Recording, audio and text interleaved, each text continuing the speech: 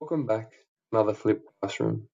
Today we'll be looking at Charles Perkins and the 1965 Freedom Riders. Australian Freedom Riders focused on the desegregation of leisure centres in community towns and information gathering on race relations in rural New South Wales. Among the early stops of Wellington, where the Aboriginal people spoke of their need for housing and access to fresh water and reserves.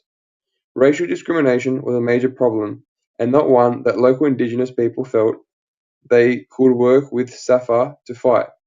The bus moved on. In 1965, Perkins wanted to address criticism Australian took quick to champion the work US civil rights movement, slow to do anything, and racism in Australia. On the 12th of February 1965, he led about 28 others on a 14-day, 2,200-kilometre freedom ride of rural New South Wales. The aim was to raise awareness of discrimination against Aboriginal people and try to readdress it. It targeted towns such as Walgett, Moree, and Kempsey, had the reputation of being racist, included others such as Lismore that were supposed to have better records. Source A shows the routes freedom riders followed. This is a map. There were several issues activists in the Australian Freedom Ride were concerned with. These were Aboriginal people's appalling living and health conditions, Aboriginal people being forced to live on reserves outside country land, local authorities denying Aboriginal people access to facilities such as hotels, clubs, and swimming pools, and the ways in which rural communities discriminated against Aboriginal people. The first step in each town was to survey Indigenous and non-Indigenous people to find out about the living, education, and health conditions of local Aboriginal people. If there was an issue of blatant discrimination, the Freedom Riders took action to publicize and hopefully overturn it. Perkins admired US civil rights activist Martin Luther King, particularly King's emphasis on non-violent direct action and establishing creative tension by dramatically highlighting examples of discrimination so that people could not continue to ignore them. Whereas the 1961 Freedom Riders in the United States had specifically focused on the desegregation of interstate sports, Australian Freedom Riders focused on the desegregation of leisure centres in community towns and information gathering on race relations in rural New South Wales. Among the early stops were Wellington and Golumbaron, where the Aboriginal people spoke of the need for housing and access to fresh water on reserves. Racial discrimination was a major problem. The first case study we'll be looking at today is in Walgett. In Walgett, the local Return Service League, or RSL, club refused entry to Aboriginal people, including Aboriginal ex-servicemen who participated in World Wars I and II. RSL management occasionally allowed them to enter on Anzac Day.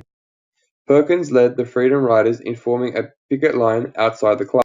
They held up posters proclaiming, "Aborigines also fought. Bullets did not discriminate. And good enough for Tobruk, why not Walgett RSL?" Perkins addressed the crowd of onlookers to try and convince the RSL committee members to change policy. Members of the local Aboriginal community joined in. The Anglican minister evicted the students from their lodging in the church hall because many residents were hostile to their actions. A line of cars and trucks followed the bus out of Walgett. One of the trucks forced the bus off the road. The situation reminded the students of the 3 American civil rights activists who had been beaten and shot on a country road in Mississippi just 8 months earlier. They saw 4 or 5 surrounding them and were relieved to find out they were driven by locals. These locals were in fact Aboriginal people who had come out to offer protection. A journalist witnessed the incident, and it became headline news in the Sydney Morning Herald, the Daily Mirror, and the Australian. The Mirror reporter Gerald Stone and his editor Zild Rubin noticed the similarities between racist attitudes and behaviours they had observed while working as journalists in the United States and the racist attitudes and behaviours in New South Wales. The second case study is Moree.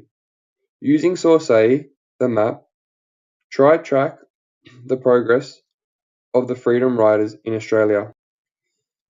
The bus moved on to Moree, where in 1955 council by law prohibited Australian people and those with a mixture of Aboriginal blood from using the local baths and swimming pools.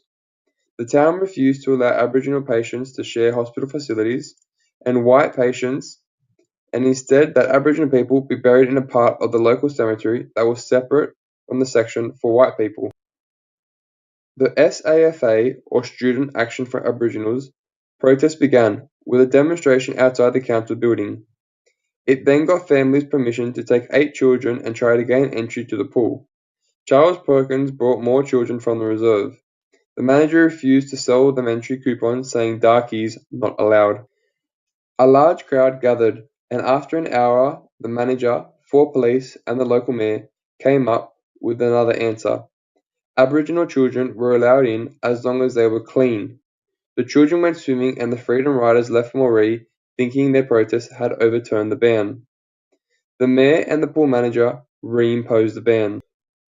3 days later, about 6 children from the Moree Reserve joined the Freedom Riders in another attempt to break the ban.